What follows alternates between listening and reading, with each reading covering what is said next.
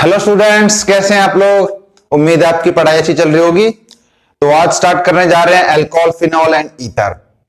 GOC हम complete कर चुके हैं। हाइड्रोकार्बन, उसके साथ साथ जो हेलो एल्केन और हेलो एरीन है, जैसे SN1 है, SN2 है, और जो उसकी प्रिपरेशंस हैं वो कहीं ना कहीं जीओसी और हाइड्रोकार्बन में कवर हो चुकी हैं।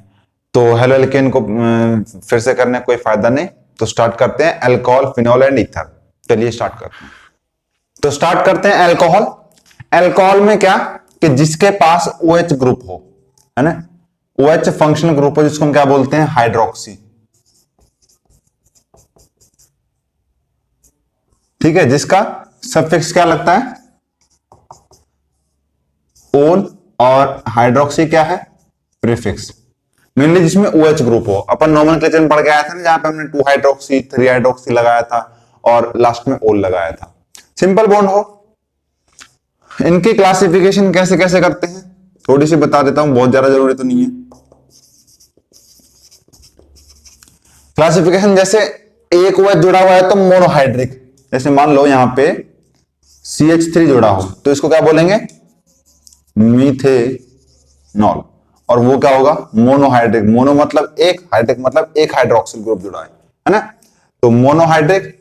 डाइहाइड्रिक, ये आप जानते होंगे क्या है, ग्लाइकॉल, है ना, ग्लाइकॉल है ना। ये कैसा है, डाइहाइड्रिक, क्योंकि यहाँ पे क्या है, 2 OH लगे हुए हैं। ट्राइहाइड्रिक में क्या आता है, जैसे कि ग्लिसरॉल, यहाँ पे 3 OH जुड़े हुए हैं, है ना। तो मोनोहाइड्रिक जिसमें 1, डाइहाइड्रिक जिसमें 2, ट्राइहाइड्रिक जिसमें 3। प्रिपरेशन देखते हैं। प्रिपरेशन कहां से, फ्रॉम, ये क्या है, एल्काइल हैलाइड।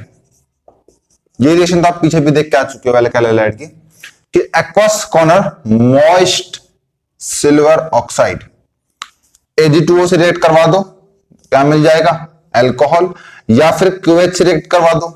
अब यहां पे SN1 और SN2 दोनों चीजें लिखी हुई हैं। ऐसा क्यों, क्योंकि हमने SN1 और SN2 में दोनों में देखा था, है ना। SN2 में कुछ CH3 कुछ ऐसे था ना, ये H, ये H, ये OH, ये H। यहाँ पे इंटरमीडिएट, मतलब इंटरमीडिएट तो नहीं बन रहा था यहाँ पे, लेकिन ट्रांजिशन स्टेट बनी थी जहां पे ऐसे हमने देखा था। एक मिनट यार, ये Cl था, और फिर यहां से ये OH इंटरमीडिएट में, और ये Cl, और ये हाइड्रोजन। फिर अगले स्टेप में ये Cl निकल गया था, याद है, वो गर्लफ्रेंड आ रही है, मम्मी जा रही है, हाँ वो वाली। फिर यहां से C, H, OH और H और H। तो ये तो हो गई SN2। SN1 में क्या होता, SN1 में जैसे 3 कार्बन से जुड़ा हो, मान लो, क्योंकि वहां पे SN2 में तो प्राइमरी सबसे ज्यादा, फिर सेकेंडरी, फिर टर्सरी एक्टिविटी ये होती है। लेकिन SN1 में टर्सरी, सेकेंडरी और प्राइमरी। तो यहाँ पे Cl जुड़ा हो तो पहले ये टूटता, फिर यहाँ पे क्या बनता, कार्बोकैटायन बनता, फिर इसके बाद OH अटैक करता, है ना। तो दोनों चीजें पॉसिबल है, डिपेंड करता है कि ये चेन कैसी है। मान लो अगर कि ये प्राइमरी चेन हो तो ये जाएगा SN2 में, अगर ये टर्सरी चेन हो तो जाएगा SN1 में। अगर सेकेंडरी हो तो डिपेंड करेगा पोलर प्रोटिक सॉल्वेंट है कि एप्रोटिक सॉल्वेंट है। क्लियर। फ्रॉम एल्कीन्स जैसे bye acid catalysed hydration, acid जो है कैटालाइज कर रहा हो रिएक्शन को, और उसके साथ साथ हम हाइड्रेशन कर दे तो भी क्या मिल जाएगा, अल्कोहल। कैसे, जैसे यहां देख लीजिए, ये एल्कीन है, IPC क्या हुआ इसका, अरे सबको पता है यार, प्रोप P या प्रोप 1E। तो यहां पे H2O और H+। अच्छा, यहां पे ये कंपाउंड बन गया और ये फॉलो कर रहा है किसको, मार्कोनिकॉफ रूल को। मार्कोनिकॉफ रूल जस्ट ये एक्सप्लेन करके बताता हूं, वैसे तो पता होगा आपको। यहां पे देखना H2O, मैकेनिज्म क्या है इसकी, कि पानी पहले H+ आयन को एक्सेप्ट करेगा और क्या फॉर्मेशन करेगा, हाइड्रोनियम आयन। ठीक है। अब ये अगेन एल्कीन लिया हमने, ये क्या बन गया, हाइड्रोनियम आयन, हाइड्रोनियम आयन बन गया ना। अब ये क्या करेगा, इसके प्रेजेंस में ये वाला बॉन्ड टूटेगा और यहां पे बनेगा कार्बोकैटायन। तो कौन से मैकेनिज्म को फॉलो कर रहा है, कार्बोकैटायन मैकेनिज्म को। फिर यहां पे एक H2O का हमने लेके आए क्या मॉलिक्यूल, और वो आके इससे कुछ इस तरह से जुड़ गया, है ना, कुछ इस तरह से, ठीक। फिर हमने एक अगेन H2O का मॉलिक्यूल लिया। अब इस मॉलिक्यूल ने क्या किया कि यहां से H+ निकाल लाया और यहां पे क्या बना लिया, हाइड्रोनियम आयन, ठीक। अब यहां से H निकल जाएगा तो ये वाली चीज देखना, ये वाली चीज, ये CH, ये OH बन गया ना, यानी कि ये अल्कोहल, यही तो है, यही तो है। तो यहां पे क्या फॉर्मेशन होगी, अल्कोहल की, है ना। फटाफट एक बार मार्कोनी और एंटी मार्कोनी समझ लेते हैं। अगर आपको आता है तो आप वीडियो स्किप कर सकते हैं, बताना जरूरी है। यहां पे क्या होगा देखना कि जैसे CH3 CH2 प्लस H2O है, ठीक है। अब ये बॉन्ड क्लेवेज होगी ना, तो यहां पे दो तरह के कार्बोकैटायन बन सकते हैं कि एक तो ये बन जाए और एक ये बन जाए, है ना। ये दो तरह की बन सकती है। जब मार्कोनी रूल फॉलो होगा, जब मार्कोनी, इसको कैसे तोड़ेंगे, HOH में, यहां से H+ और OH में। जब मार्कोनी रूल फॉलो होगा ना, तो ये वाला कार्बोकैटायन यानी कि जो सेकेंडरी है, यानी कि जो ज्यादा स्टेबल है, या अगर मैं मार्कोनी का रूल कहूं तो इस तरह से फॉलो करेगा कि सबसे ज्यादा टर्शियरी स्टेबल, फिर सेकेंडरी, फिर प्राइमरी। पहले अगर टर्शियरी बन रहा होगा तो सेकेंडरी नहीं बनाएगा, सेकेंडरी बन रहा होगा तो प्राइमरी नहीं बनाएगा।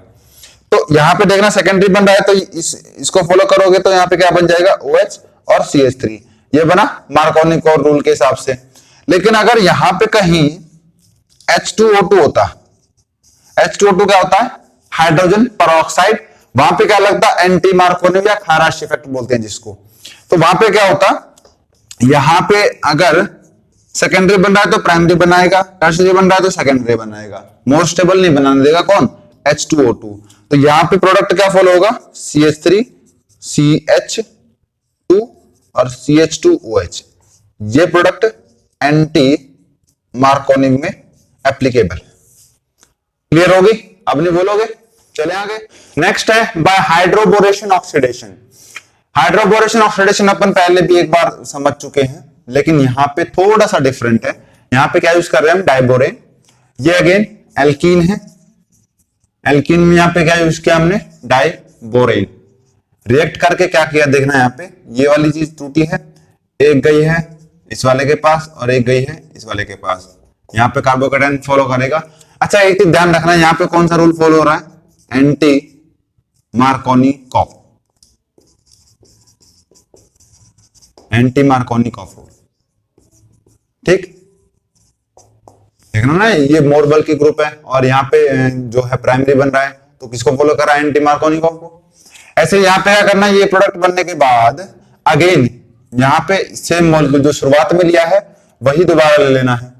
वही दोबारा लोगे तो यहाँ पे देखना बोरोन के साथ कितने जुड़े हुए हैं, यहाँ पे हाइड्रोजन 2 है और एक कंपाउंड जुड़ा हुआ है।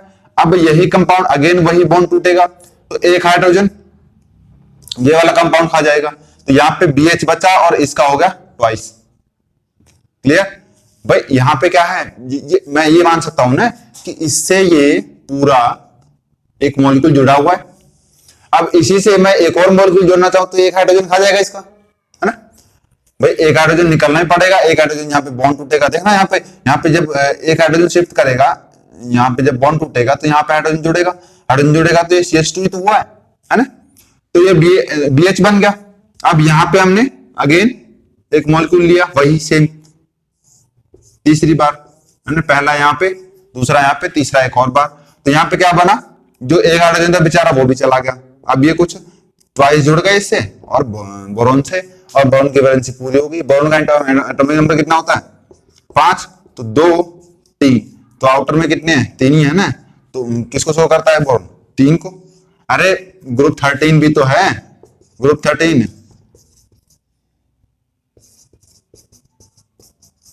Boron, aluminium, gallium, indium, thallium, है ना। तो तो ये इसकी पूरे ग्रुप ऑक्सीजन स्टेट कितनी होती है, +3। नीचे वालों की +1 ज्यादा स्टेबल होगी due to inert pair effect. मैं ऑलरेडी क्लियर कर चुका हूं, अब इस पे टाइम वेस्ट नहीं करेंगे। ठीक, तो यहाँ पे बन गया। अब यहाँ पे क्या लेना, H2O परऑक्साइड और OH नेगेटिव। यहाँ पे क्या होगा, फिर ये वाला कंपाउंड हटेगा तो यहाँ पे 3 अल्कोहल मिल जाएंगे, अल्कोहल। यहां पे अपने को गुड यील्ड मिलेगी, या कह सकते हैं one of the best method. ठीक, और यहां पे ये क्या है, याद है ये H3BO3 एस ब्लॉक में पढ़ के आए होंगे, सॉरी पी ब्लॉक में 11th में, है ना, बोरिक एसिड। तो यहां पे क्या बन गया, ये अगेन ये अल्कोहल बन गया यहां पे बाय द हाइड्रोबोरेशन ऑक्सीडेशन। ठीक है, चले आगे।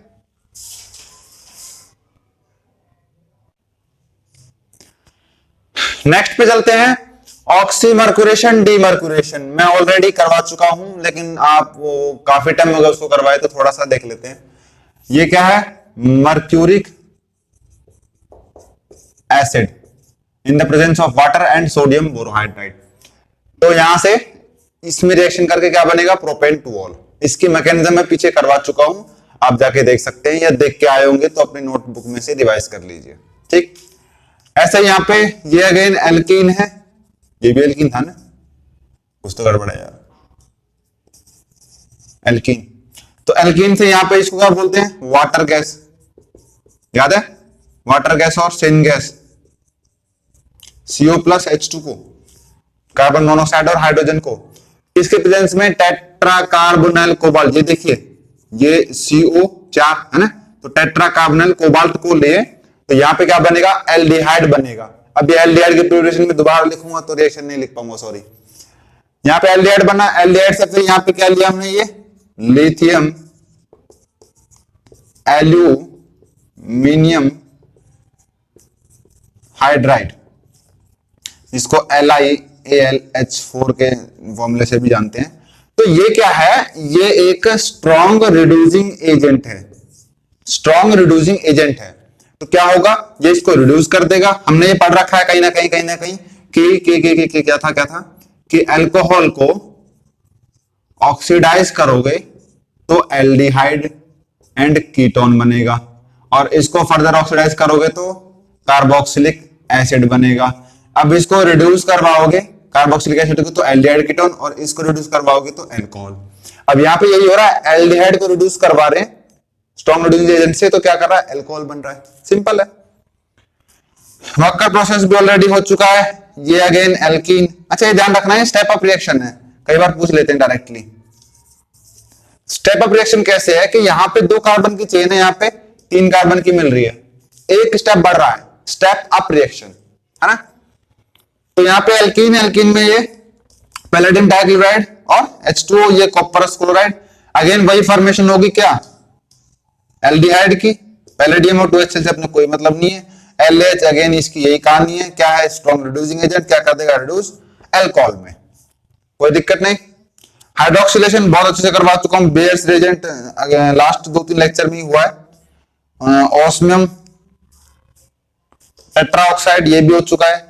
MCPBA ये वो नहीं है जो आप सोच रहे हो ये है मेटा क्लोरो पर बेंजोइक एसिड। ठीक है, तो इनकी प्रिपरेशन भी हम पीछे देख चुके हैं। तो आज इतना ही, पढ़ते रहे, मेहनत करें, आगे बढ़े।